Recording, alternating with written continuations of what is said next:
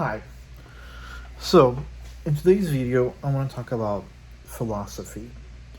So, what are some of my most interesting philosophies out there?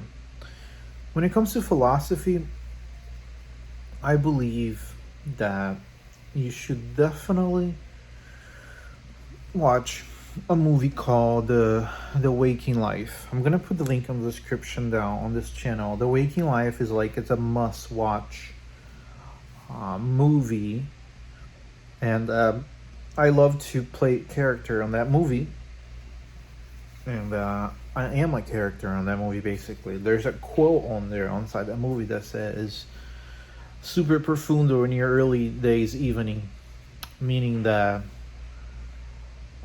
like very deep in your early evenings, and meaning that you have like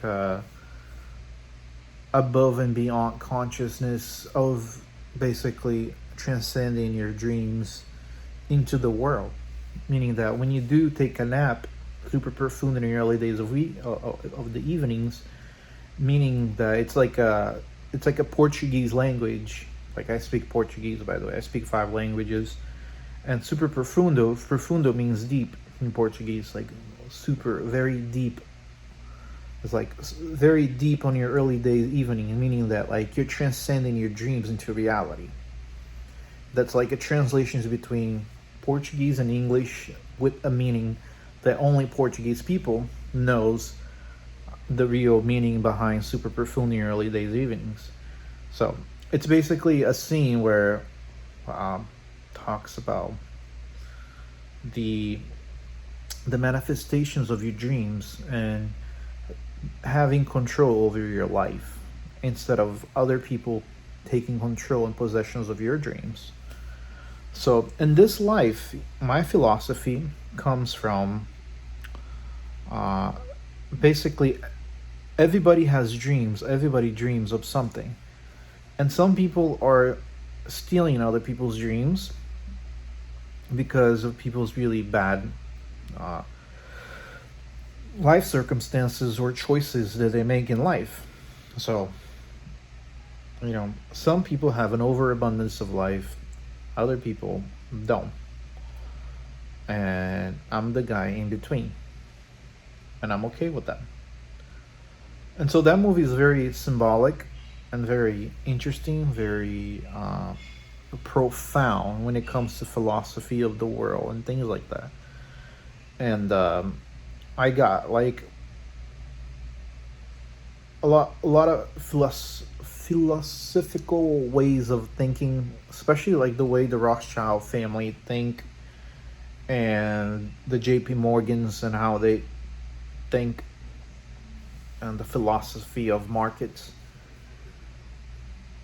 And it's really interesting because the real definition of markets is based on either insider trading, insider knowledge, or people, impulses, and you know, and you take advantage of people's greed or lust or all 10 deadly sins. So the philosophies behind trading has everything to do with following the 10 commandments. And then if you're not following them, then you're not going to be a very successful trader in the stock market, because greed is going to get on the way, and all other deadly sins are going to get on the way.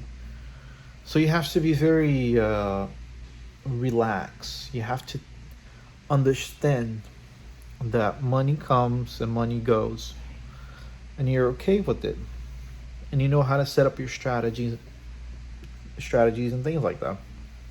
So when it comes to stock market trading and the philosophy, they go hand in hand, together. So my beliefs is that anybody in this world has the infinite potentials of achieving just absolute anything on their lives, and by dreaming, by believing that you can and you will. For example, my manifestations of what I want transcends into the real world, and I get what I want. Meaning that if you focus on something in life so much, then you can achieve it. You can transcend your dreams to become reality. So, my philosophy and everybody's philosophy that I believe in is based on a matrix of simulations, or matrix of minds, because our minds are all interconnected with one another, and we're just gliding along, rotating on the planet, because we're just a vessel, right? This planet is a vessel in the universe going forward in time, and our consciousness is all interconnected, so that our experience is universal, and it's always expanding as the universe expands. So we're a reflection of the universe itself. We are the stars, we are creation, we are God's creation, we are unique individuals. And so this is why I do believe that, we were cursed out of the Garden of Eden, because everything's very symbolic. Everything have a symbology behind it. And I do believe that, especially when you look at the rotational patterns of the universe and the planet rotating around this giant, melting pot. You're gonna understand really soon that you're just nothing. So no matter how much money you have, you're just nothing compared to the size of the universe itself. So when I look at a pretty person, when I look at a pretty girl in the street, like, I'm not thinking about what can I get out of it. I'm thinking about what are the benefits that basically society can get through my actions, so that I'm not wasting my time in dreams, because time is equivalent to your dreams. So if you're wasting your time, and if you're wasting somebody else's time and abusing your body, then that's basically a nightmare for your consciousness and your subconsciousness. So you have to be very pure when it comes to choosing the right choices in life, so that you become a pure individual navigating into these universes of expansion and creativity and the transcendence of your creation and things like that. So that's what my philosophy is like. My philosophy is a mirror identity of the universe expanding itself, because you have infinite possibilities to achieve all of your dreams, and you can transcend those dreams into reality. Because everything that you're holding on right now, including in your headset, or you're listening to this phone, or you're on your laptop right now, you have to understand that whatever you're touching with your hands is what somebody dreamed of before. Okay? Remember when we had dial-up and everybody was dreaming of, like, oh man, I wish I had something faster. I wish I had satellite internet. And now we're complaining about watching 4K on digital or Starlink devices. And it only took 5 to 10 years of dreams becoming reality. So as society advances into the future, our dreams become more intense, because we want more, we want more, we want more. We want flying cars, we want electric cars, we want landing rockets, we want satellites up in space, we want more and more and more and more and more. So our dreams become chaotic, like it becomes a chaos of the subconsciousness as well as the universe itself. Because sometimes we're trying to dream or trying to create something that's technically impossible sometimes. And so the dream, reality and the existence itself goes through a period of chaos, because nobody really knows what you're trying to dream or create in this world. So that's my philosophy. My philosophy is based on the reflection of the universe expanding itself, and you're just a little vessel in the middle of nowhere, going forward in time and around the Milky Way, and we are just in this journey temporarily. For example, everything around me in 100 years from now is going to turn into dust. So I don't see greed as an advantage, because if I'm hoarding everything, then in 100 years from now, it's just going to turn into dust and I'm not going to be here. to take possession of things of this world. So so that's how you kill the greed in your life. That's how you kill the possession, the over possessiveness of money and things in this world. Like, you have to understand that 50 years ago, people were using different currencies that got deflated and inflated and got destroyed. Nobody uses those currencies anymore, and now we're using a different kind of system with a different currency. So whatever paper currency you're holding, or digital, or digits in your bank account, doesn't really mean anything at all, because that doesn't define who you are as a person. It's just a system of digits, of binary encoding sitting on a computer system somewhere, and your money is just floating around. So you're not really taking the best advantage of your work and the things like that. And then you have to, like, sometimes you do have to work, right? You have to work in order to achieve all your dreams and accomplish them.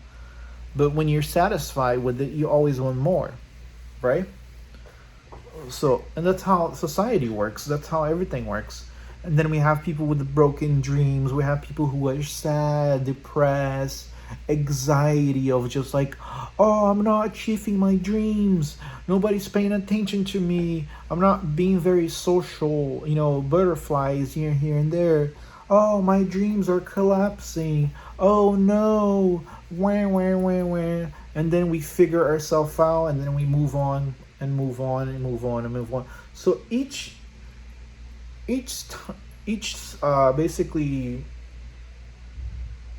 each journey that you have every month in this world has a different play. Like, you're either sad or happy or depressed, or you're happy, excited, and in love, and then the next month you're just playing a different character. You're sad, you're heartbroken, and you're trying to figure yourself out. And then at the end of the day, we're just in this melting pot where nobody really know who they are themselves, and we're just navigating on this journey of genes, basically. For example, I was looking at the genealogies of my heritage and other people's heritage in my family, because I have Irish family members, and I have German family members, and I have all sorts of people, really interesting characters, and we're just fishing genes in this pool of chaos. You might meet somebody randomly in the street who might be Asian or Korean, or somebody you fall in love with it, and then your character, your genes, your DNA is navigating in this melting pot throughout the world. And I was looking at the genealogy of things, like somebody started out in Europe and then came down, and then somewhere in Africa, and then your DNA is the registrations of all the people you associated yourself with. So we're like in this endless journey of genes, patching ourselves and going through different journeys and ideologies based on who you are as a character. So it's almost like choosing a level of a game where you're just endlessly going along with the system.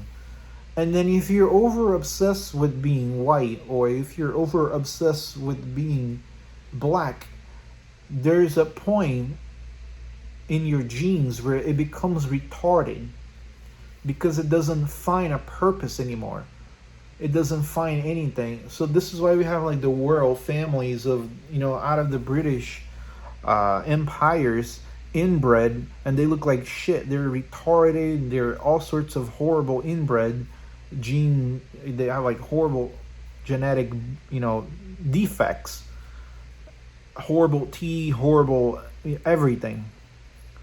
And same thing with the Amish. The Amish were just trying to keep German as much as possible, and they were just having a bunch of retarded babies with really low IQ. And once you become too obsessive with your own self, it seems like the universe itself turns against you, because you're not really expanding your consciousness into different places throughout the world.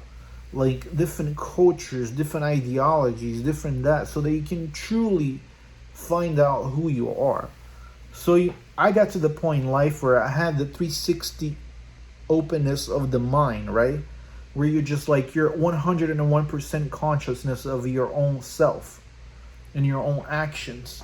And then you can control the devil and the way of your knowledge inside your mind. Meaning that the worst enemy that you have is yourself. And each actions that you produce in a daily lives is equivalent to a binary encoding of your own matrix. For example, if I say yes to somebody, that answer is equivalent to hundreds of different, actions that can play in society as a whole that could either benefit me or not benefit me. For example, if I take a paycheck that's going to benefit me and somebody else's, but it's going to be a negative on somebody's account, but he got the benefit out of it. So each and every actions that you produce in this world is equivalent to a movement in society as a whole of over everything, everyone. So when you have that 360 vision and control of your mind, you understand that every action and every behavior and everything that you have is equivalent to the world around you. So you are in possessions and in control of societies in the palm of your hands if you know how to trigger different binary encoding of society itself. So my philosophy is that we're all interconnected and we're all intelligent, and that we're all just navigating on this journey where no matter how obsessive you become, whether it's your race, whether it's your job, whether it's just absolute anything, those things in 10 to 20 years from now are just going to become, it's just going to disappear, including your genes, including everything else like that. And then if you just so happens to have a child, that encoding is going to be implementing into two different people with two different journeys, and it's going to create a person who might look just like you but different, and they have different characteristics of either the father or the mother, and that specific individual, a child, grows up to be an encoding of yourself, meaning that that specific action is equivalent to a million actions, not only now but in the future. So all your ideas, all your obsessive impulses become obsolete out of the system, because that child can now begin his own journey, can now begin his own thoughts, his own actions. So you might be like, oh my gosh, I want to be 101% Mexican, and then your child grows up at 50 years old, marries a white girl, and guess what? Your action is out of the equivalent of society itself. So when you become obsessive with something and you produce something else, that specific person can do actions outside your control. So you have no barriers or control over your own action itself. So you have to be a good person, because if you try to say no, if you try to be over obsessive with something, no matter how much you try to control, whether it's a person or your actions or trying to keep everything to yourself, society will eventually go along without you, technically, which is okay. And that's my philosophy based on everything. My philosophy is that, like, if you have, like, let's say you have a girlfriend and you're thinking like, oh my gosh, I'm so loyal to her, and then she suddenly meets somebody and leave you, and that specific action will leave a huge scar, not only on you but in society in general as a whole. Even though she might get the instant gratifications of feeling like the pleasure of like, yes, I met my soulmate and I had to dump that specific guy, that action alone can not only benefit society, but it can also destroy society itself, because it messes with people's psychology, and that specific psychology is transcended into society as a whole, and it can cause a lot of pain for the future generation that's yet to come. So not only your decision but other people's decision can affect the future itself as well. So my philosophy is that every actions that you produce and every action that you do is equivalent to a giant chess piece that's moving all throughout society in this journey that we're all interconnected with. So it's pretty interesting, and I hope you guys like this recording and just peeking my mind out. And it's pretty interesting, honestly, what I have learned so far. The 360 vision of your psychology and stuff like that. And it's pretty brutal because I met somebody, and that specific somebody was trying to incriminate a good person, like trying to turn me into a bad person and using my own actions against me. But it never really worked out because my own actions are pure. So it's just really interesting. And like, how can you produce and how can you be a good person to somebody and you don't get anything in return?